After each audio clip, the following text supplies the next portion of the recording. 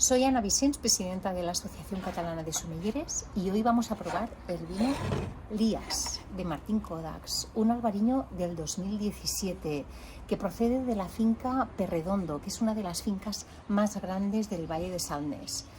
Es un vino que concentra modernidad y tradición, seleccionando las mejores uvas fermentadas y luego con batonage durante 2 meses para que luego reposen durante 10 meses con las mejores lías. ¿Para qué?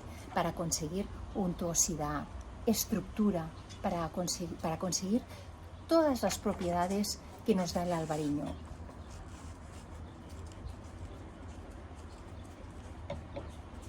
Un vino floral de entrada, cítrico en su paso por boca, sedoso, untuoso, complejo, dejando entrever las notas de pastelería, de mantequería, mantequilla, tostados.